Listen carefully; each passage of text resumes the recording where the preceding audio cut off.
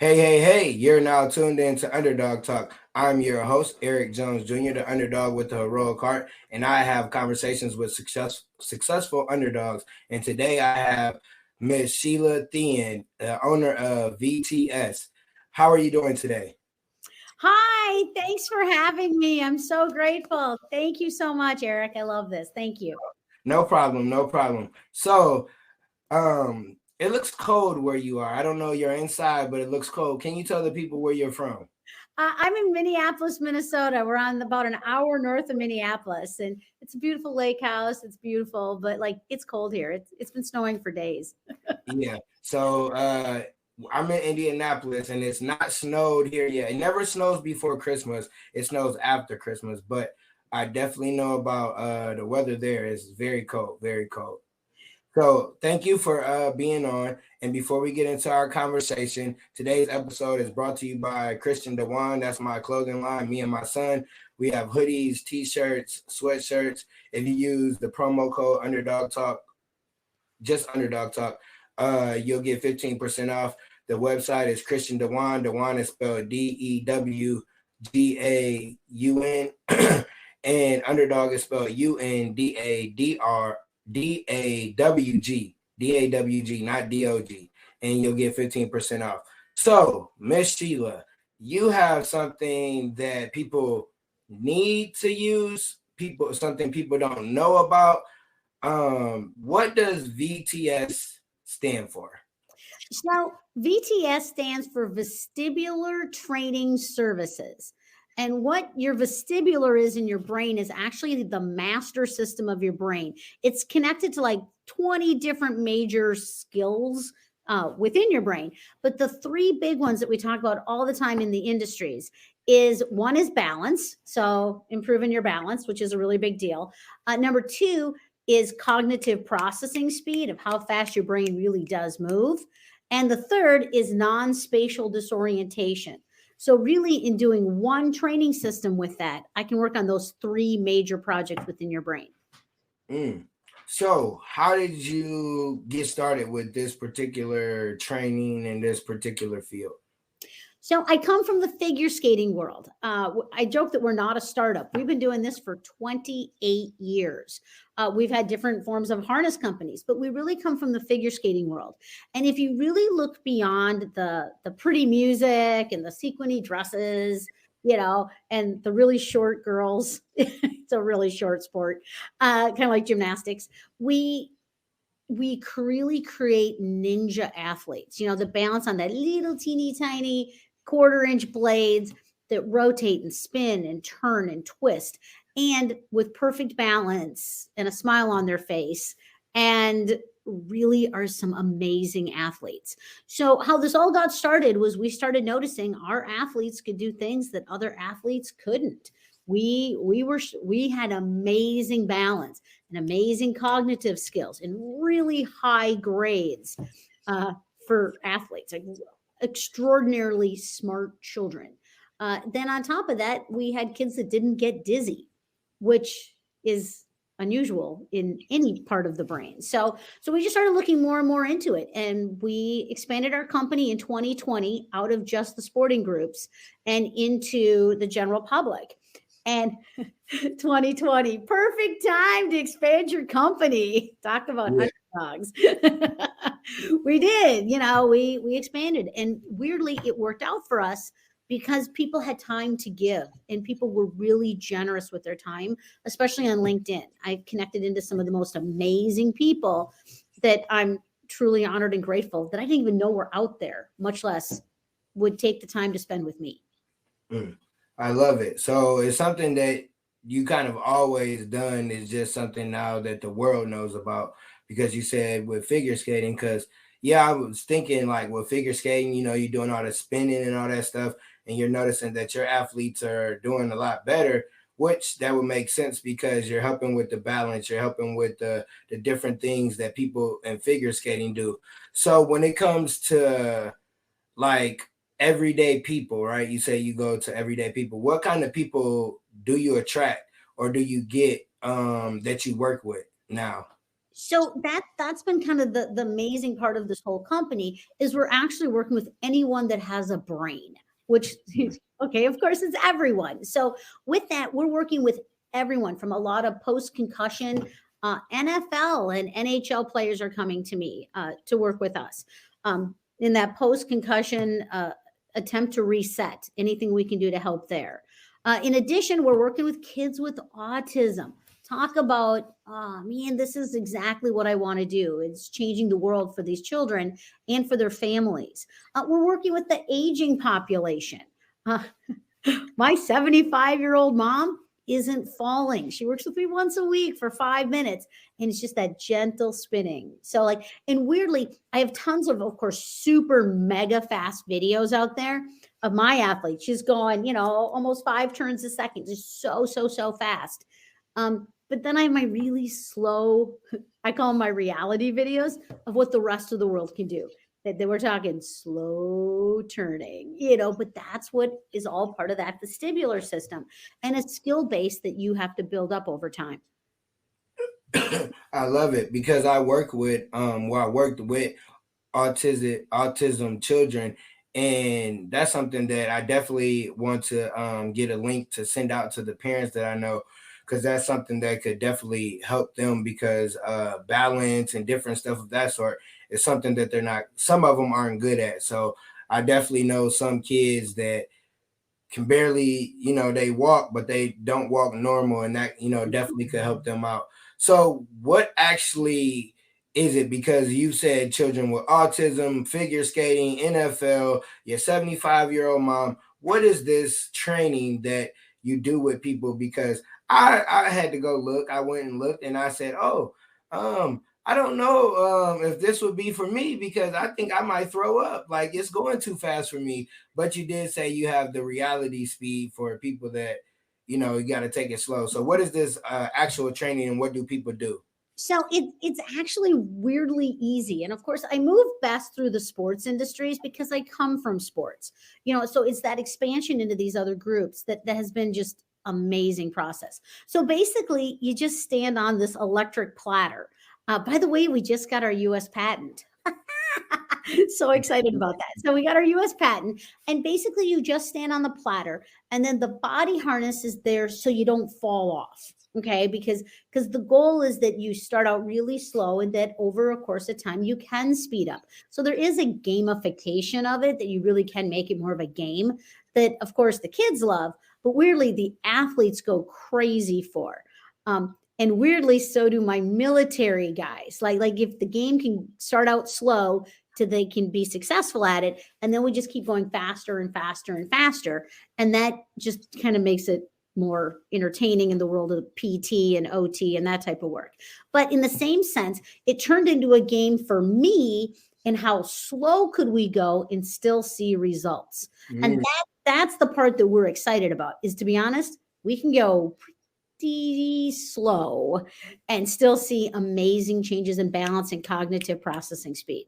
So that's the part that is almost overwhelming to me, is to realize how slow we can go and still see these results. But you just stand on the platter. I can control the speed with a dial on the machine, and then I just step on the pedal. That's it. I have 12-year-olds that can run this gear. Super easy. So, and most of my adults don't fly. The kids like to fly, but the adults just stand on the platter, and that harness is there so that they don't fall off. So in that sense, it's really great. But a lot of my clients never, ever fly.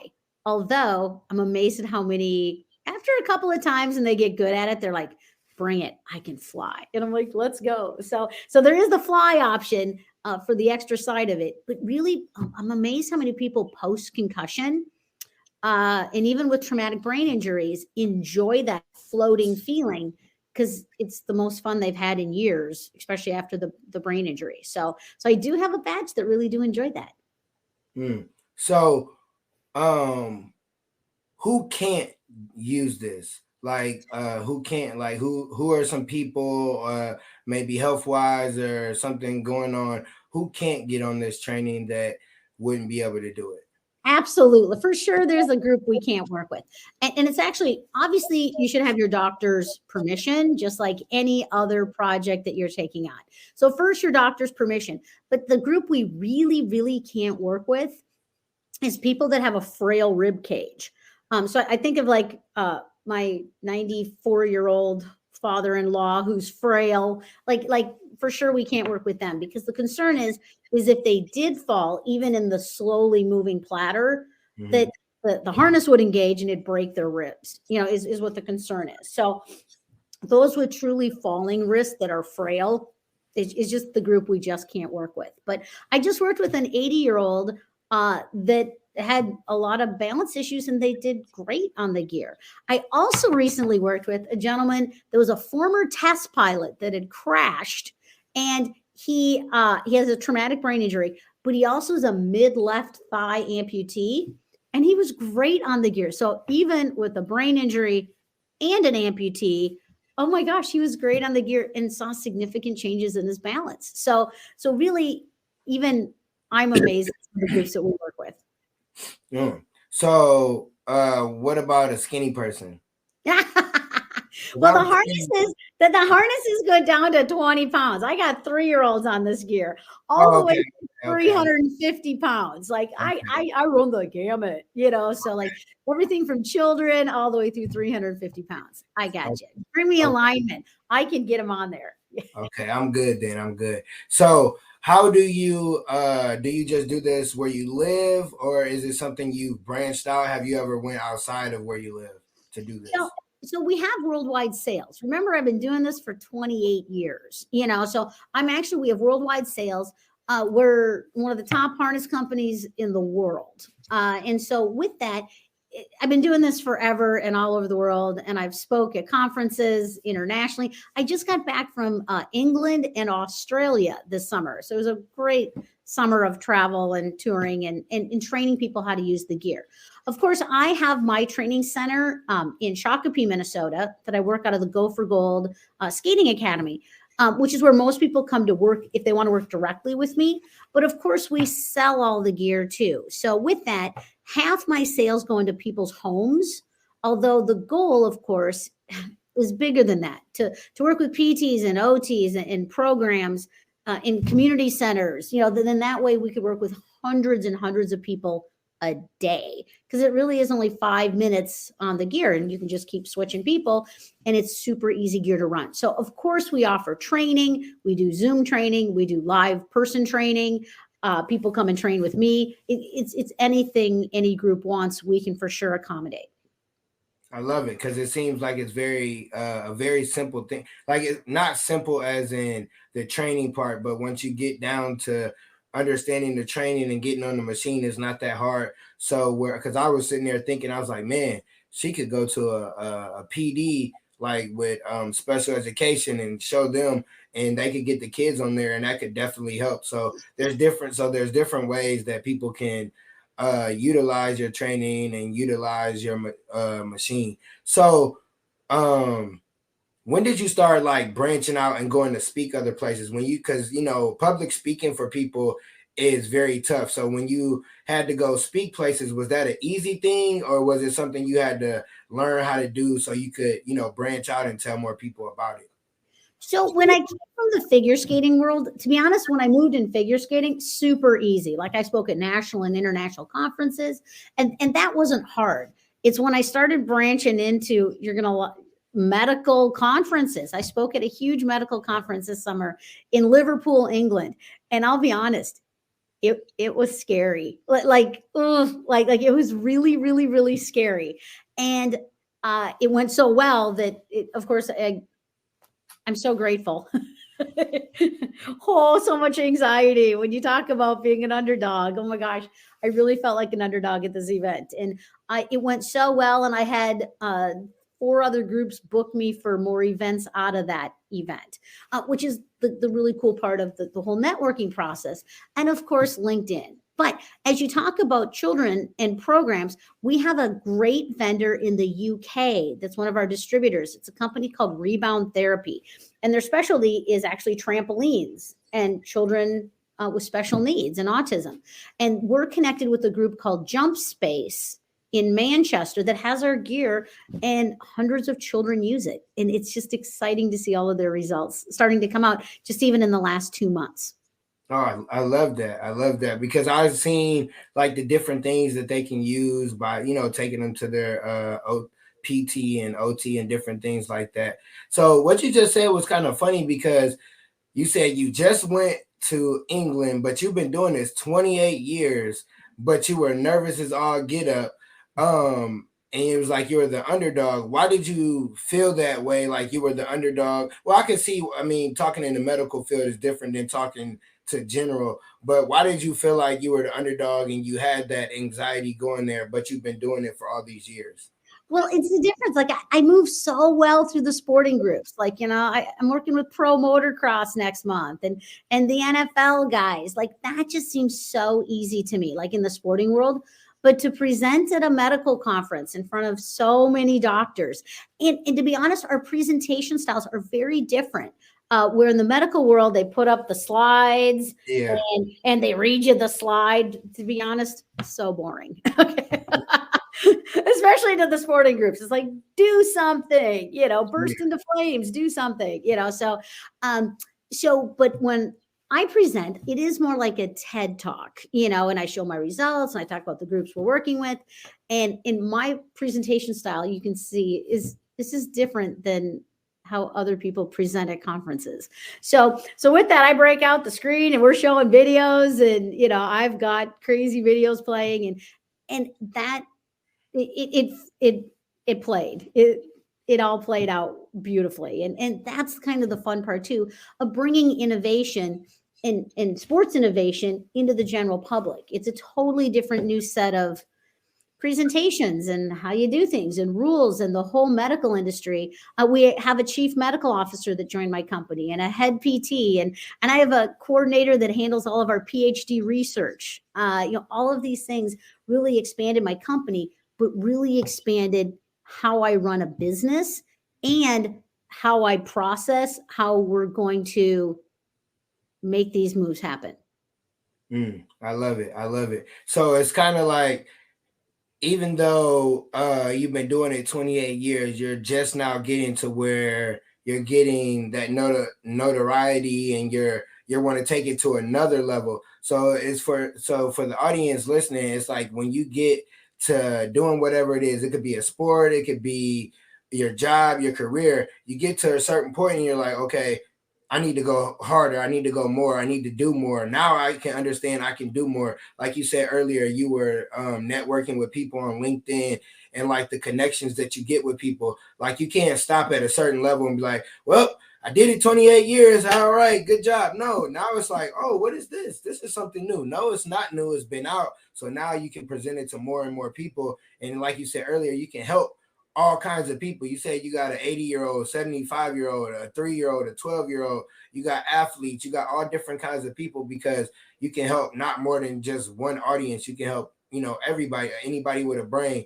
So that's really dope that you have that and that you still feel like the underdog. I'm sure you have a lot of wins. Like you got to go speak across the country. When you go speak across the country, if anybody's a speaker, it's a nice little check. You get to go somewhere that you never been. You get to have fun, and then you get to see people, in a different culture. But then it's like, okay, I got more to do. So how do you keep that underdog kind of like mentality going? And you've been doing it so many years. So I almost have to tell a story with this. So when I was a young coach, I was 20 years old, and there's a really famous coach here in the United States called Kathy Casey. And she was one of the first big figure skating coaches to get to travel internationally and do seminars. We're kind of like the world of coaching that you work with more international skaters than just your country. So I'm a young coach and I'm sitting there at a conference and I meet Kathy Casey, and she just gone to Australia to do a huge presentation in Australia about 30 years ago.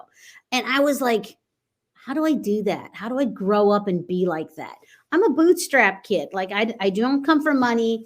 I had a weird childhood, as we all did. But like, I remember thinking like, what would be my path to get to go to Sydney, Australia. And I always dreamed of that opera house. You know, that opera house they always show on like New Year's, you know, with the fireworks in the background on the bridge, you know, like I saw that as a kid. And I remember thinking, like, how would I ever find that path to this?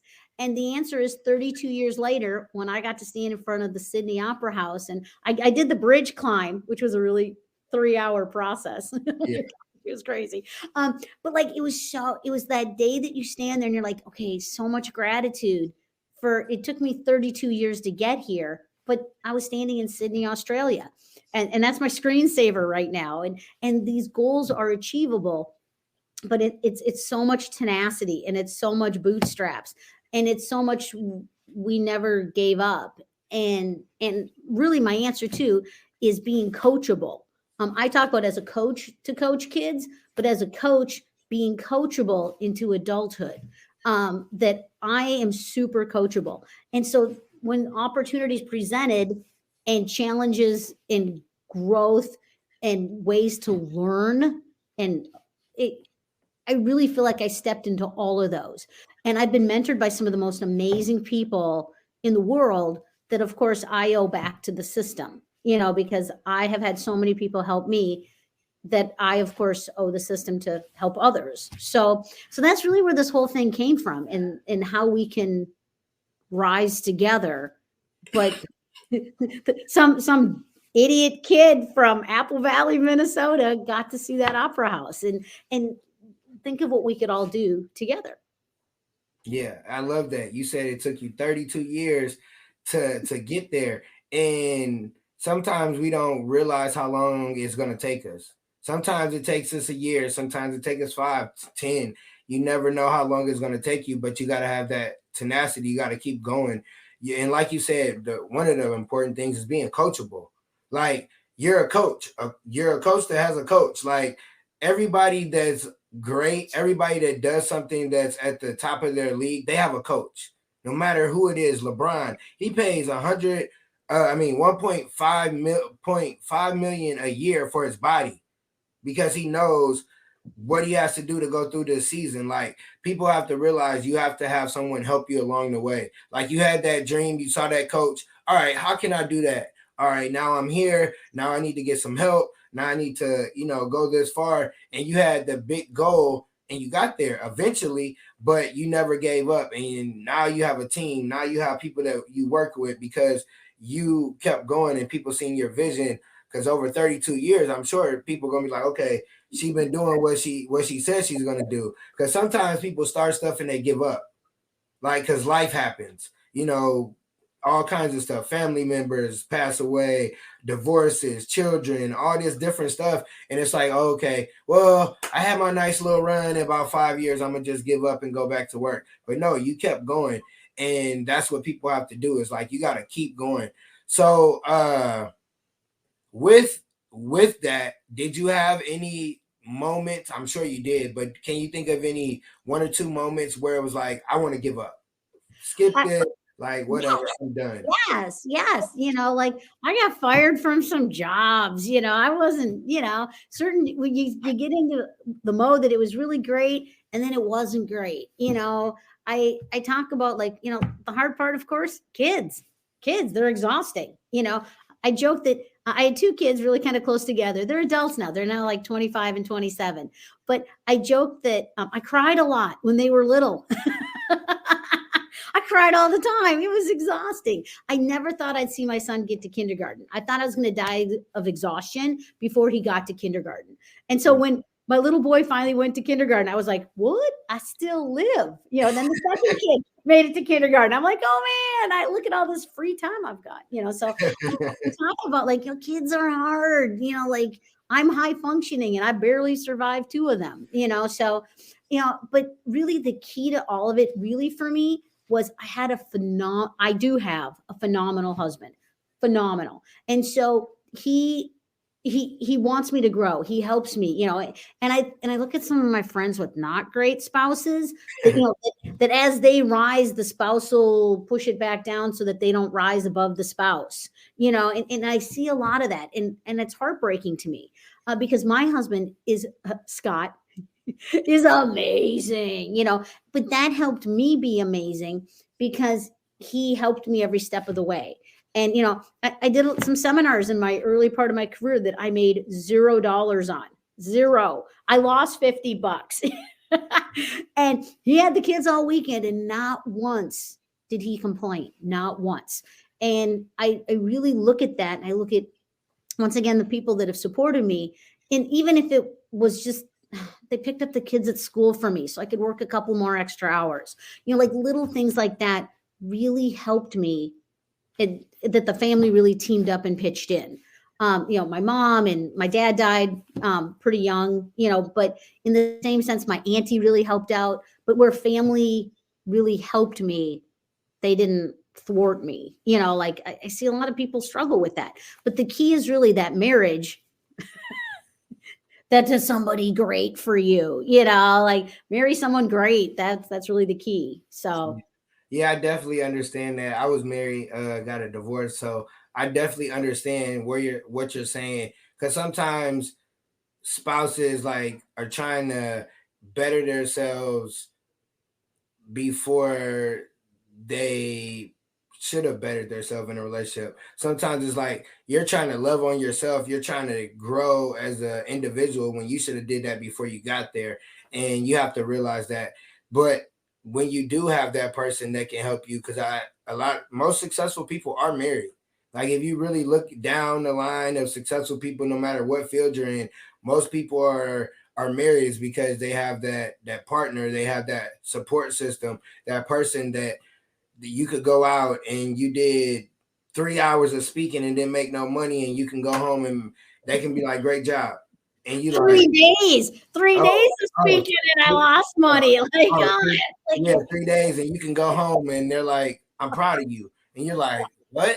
I didn't make no money, but they're telling you they're proud of you. And that helps because when you go out there in the entrepreneur or whatever world you're in, just in work in general, sometimes work can whoop your ass. And you got to go home and you like, damn, whoo. And that person's there to give you a hug because like, yeah, work can having a kid is exhausting, but working with kids, I'm a kindergarten teacher. So working with kids, I was just telling my friend, I was like, it's not even the physical. I be mentally drained. Like I get home and I'm like, I don't want to do nothing. And it's like I got 1,000 things I should be doing or I need to do. And it's like that's where I gotta get the automated system and get a team and stuff like that. Because it could be a day where I'm like, all right, I'm going after school, I'm gonna do this. And them kids like, nah, you're not gonna do nothing when you get home, Mr. Jones. You about to go to sleep. And it's like, okay, yep, I lost today. I lost, yeah. I know, but like I have a thing too, because of course the base of my career is really working with children. You know what I mean? Like I joke that I'm a teenage girl specialist, which makes me terrifying. Okay, like I can do anything because I tackle teenage girls all day long. You know what I mean? Like it's a lot of work, and emotionally it's a lot of work. But like I always talk about people that you can tell that work with children, and then the corporate group that never works with children and only work with perfect scenarios and nobody threw up today or you know oh man, come work in my, you know, come suffer, you know, like don't tell me your corporate life is hard. It's nothing compared to working with kids all day. But the reality of that too, in that I think it makes us really high functioning, and I think it made me really normal to work with children because I did deal with chaos on a daily basis and rose from that chaos to the point that I'm really good at working in a chaotic environment. Like, look at you. Like, seriously, kindergartners, anything. You know, there's no. Oh no, I buffered there a little bit. There we go. There's nothing you can't handle. Yeah. Because you work with kids, you can work in chaos, you know, and that's really, and those skills really helped us as we moved into other groups. I can handle anything. Yeah, see, so I started speaking and then I got into school a weird way, needed a job, started as an assistant in special education. Now I'm a full-time teacher. And it was like, why am I teaching? But it's because of the speaking part. Like you said, like I can, like, you never know what's gonna happen in our class. Like, you don't know, somebody gets a bloody nose, somebody starts throwing up, somebody, oh, I'm sick, oh, this, and it's like, all right, what okay, that's what we're doing today. All right, let's turn these lights off, let's put our head down, let's hit a restart button, and let's get back. Or it's like, if you got material, you give a 5-year-old some material, they playing, they not listening to what you're saying, so you gotta still teach, get their attention, and tell them, don't touch this, delete that. And it's like, oh, I get why I have to teach. It's going to help me down the road. And sometimes we don't realize like certain stuff, that a job or certain stuff that we do to help us. Because when you work, if you can work with kids, you can work with anybody. If you can get some 5-year-olds to sit down and be quiet and do what they're supposed to, you can get anybody to sit down. And I understand that now. But some days it's like, man, skip these kids. Like, they getting on, like, yeah. And it's like they know. It's like they know. And then being like a male teacher, like going through the school, like it could be any grade. Like, we go up to 6th grade in my building. So it could be any grade. I see a kid and I got to check them. It's like, I'm looking at them like, man, I'm working with these kids. They behave better than y'all. What's going on? And it's just crazy. But like you just said, like, if you can work with kids, you can work with anybody. And I salute you for working with teenage girls, because I have a teenage daughter. And listen, like, as girls get older, I don't know, like, you guys are mean. You guys are mean at a young age, but as you get older, teenage girls, like my sister turned 13 and she was just a different person. She just became mean. And I was like, okay. And my daughter, same way, attitude. All they want is money. They just want money. I don't get it. I don't know. I don't get women. I never will. And I salute you for working with teenage girls, because whew, yeah, that's a task. That's a task. Here's the one weird thing. So, like, people on airplanes. So what do you do for a living? I'm like, I'm a teenage girl specialist. And then people don't bug me on the plane the whole rest of the flight. It really, nobody wants to talk to you, but which is weird. But, like, one of the things that my group is really gotten good at is that emotional regulation that we really didn't understand was coming from all that spinning and vestibular, and you talk about a reset on the kids. And the crazy part is the reset is spinning. Okay. And that's where our whole project comes from, is, can we reset people? Can we flip a switch? Can we make your life better? And it also comes down to, if I can improve your balance, I can improve you as an athlete. But if I can speed up how fast your brain's working, I've improved you as a person. So these are all the pieces that we're really trying to connect within this vestibular system. But the other piece too, that actually one of my students now flies Army helicopters. She's amazing. She flies Blackhawks now. And she talks about not having any spatial disorientation. So no matter how they tip her or spin her, she doesn't get disoriented. Okay, but that's just a great awareness in your life, knowing what's going on around you and being sensitive to that. And these are the little pieces that we really think our company is so exciting about, is that if I can connect all three of those pieces for kids, much less the aging and adults or post-injury or post-trauma, if we can help reset all of that in that vestibular system of your brain, look at how much better we can make the world. Yeah. And like, you just broke it down to, like, it's a reset. It's to help with awareness around you, help with your balance, especially with athletes, not just with athletes. You broke it down on both parts, but a lot of athletes, like, balance is very important, especially like basketball, football, all the sports that really is balance. Like, because if you can have that little extra balance, it'll help you, in the long haul, and be able to do certain things that other players can't do. But if you have that balance where you're aware of things around you in your life, you'll be able to remove the negative. You'll be able to, oh, this is the habit that helped me get here. I need to continue to do this. Oh, this person over here, I don't need to have them in my life, because that self-awareness is very important. If you don't have self-awareness, you're not going to be able to go anywhere in life. I don't care if you're a kid, you're an adult, whatever it is. If you're not self-aware of what's stopping you from going and what's keeping you going, if you don't know the difference, if you don't know your strengths and weaknesses, then you're not going to be able to go anywhere. So that's very important, to know your strengths and your weaknesses. So I always have people, my guests, do 3 tips. So what are three, I wouldn't say tips, but what are three pros by doing your training? What are three pros that it doesn't matter the age of the person, it don't matter who the person is. What are three pros that, after they do your training, this is what, they can have? Okay, so I can answer this a couple of ways. Okay, so the first one is a lot of people when they talk about after having worked with me, they feel like they have like spidey senses. Like they feel like they're super, super alert.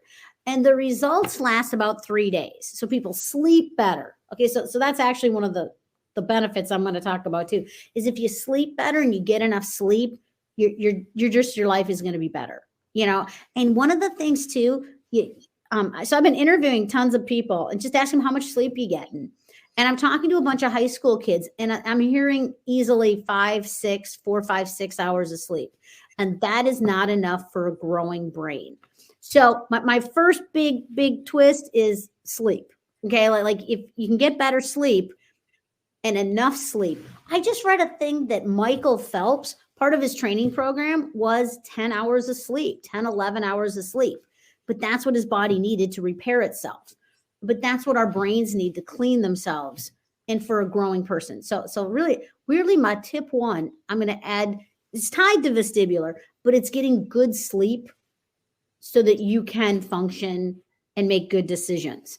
And emotionally regulated with that too. So, because we all know if you're not getting enough sleep, you're crying a lot, like I was when the kids are little. So, sleep, I really feel like sleep is like step number one. Okay. But the other parts of it too, of course, my other tips are, of course, like marry somebody great, that really fills in your skills and really teams up. And it's the team up, it is really, I just feel like the key. And it's actually the whole theme of our company is we've teamed up with so many amazing companies and organizations. And that's really been the secret to our success too, is creating great relationships, healthy, great, strong, kindness-based relationships where everybody wins. Nobody has to lose. We can all win in this project. And I really think that that's really been key to even my happiness level, because I just feel like I'm doing the right thing for the right reasons and for the right people. We really, our focus in our company is really outcomes, not so much financial. Okay. It's a little financial to keep the company afloat, but that's really not the goals of the company. The goals are the outcomes and the improving people's lives and children's lives and families' lives. So I feel like when you look at the outcomes that you want, the financial will tie to it eventually, but your happiness will still be there in the whole process. I love it. I love those different tips because you broke them down to your company, but you broke them down in life too. It's very important to, like you said, kind relationships, because you can have relationships, but they're not kind, where you treat a person good just because you treat a person good. Like it's like when you're on a team, you don't have your favorite player that you treat a certain way and you pass them the ball more than you pass them. No, like you said, everybody wins. Like on Paid in Full, everybody eats, everybody eats. Like if everybody doesn't eat, then what's the purpose of having that team? And like you said, the financial is the small thing. It's about the outcome. It's about the impact that you leave rather than the profit. The profit's going to come because your impact is going to be greater than what you even imagine eventually. Before it's said and done, before you clock out, you're going to be like, wow, oh my goodness, I touched this many people. And your pockets are going to be where you're able to help those people, but it's going to be where you can go on those trips. Because you can go on those trips. You don't got to go because of business. You can go for yourself. So you just have to think of those different things. So I love those tips. And I always catch people off guard with this one. I need a quote. I don't know if you have your own quote, if you have a quote for the day, if whatever it is, but I need a quote from you. Okay. I'll pick two phases to it. One, the quote is, "We all rise together." I'll pick that one. Okay. The other one is you talk about everybody eats. So my favorite charity here in Minneapolis, and the same charities as in every cities, is it's a kids food program for weekends. So the kids have food on weekends. And I have a huge personal gripe with society that the idea that there's any hungry kids anywhere in the world, period. Like I have a huge problem with hungry kids. Well, hungry humans in general, but hungry kids. And it's something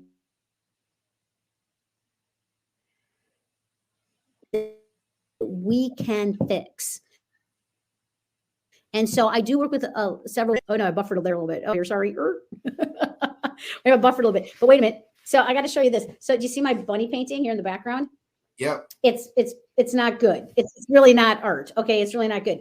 But I painted 256 bunnies from an art class I took. One of those wine and cheese. Like it's not like there's talent in it. There's no talent whatsoever. I trace them and then I paint them. Like they're not good. Okay, but I've raised over $15,000 for children's food charities by painting that rabbit 265 times. Okay. We can all do such little things to help out, you know, and we can all have our favorite charities. But the idea of hungry kids is something I feel like we can all fix.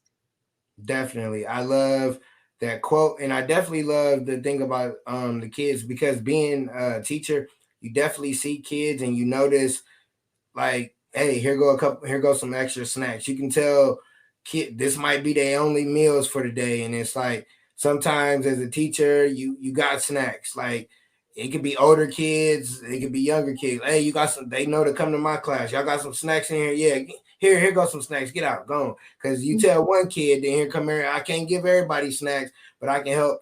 And so I love that. I love that you drew that picture. And that picture, I mean, it looks good to me. So it looks good to me. So, I mean, it helped feed some children. So definitely is a good picture. So how can people reach out to you? How can people get in touch? How can people find out more about what you do?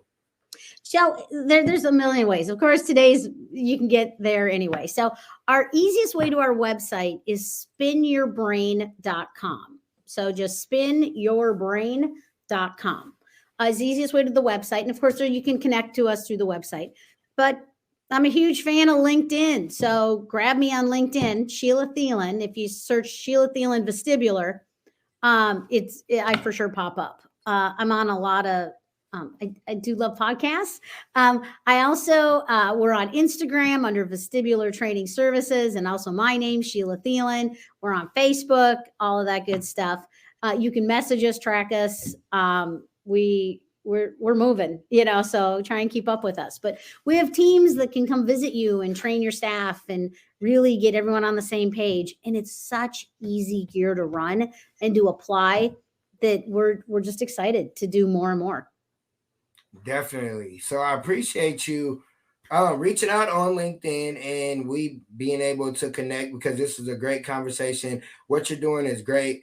As you were talking, I was sitting there thinking about kids or teachers that work with special education and autism, because that's where, like, I love all kids, but that's where my heart is with those kids, because that's where I started off at. So I definitely will be getting that information to them. Thank you again for what you do and how you're helping people all over, even though it's cold as all get up where you're at, because I got a t-shirt, hat on, you got this jacket. It looked like it's all cold there, but I appreciate you.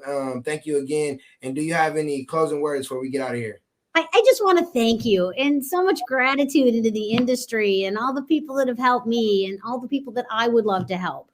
That, like, I feel like we can all change the world and not sound crazy for saying that. So let's go. Let's rise together. Let's change the world. Let's help children. Let's help your auntie not fall. You know, let's help your mom and your dad and your grandmas and your grandpas, and let's help soldiers. You know, like we can, the whole group, everyone could use a little help, and we can be the ones that do that. And on that note, peace, one love. I'm the underdog with the heroic heart. I'm Eric Jones Jr. I have to keep pushing for my kids. If I give up, what's that leave them with? Nothing. I have to understand that it's bigger than me. That it's not about me when I wake up and go to work. It's not about me when I'm reading and educate myself. It's not about me when I'm practicing my speeches. It's not about me. It's about my family.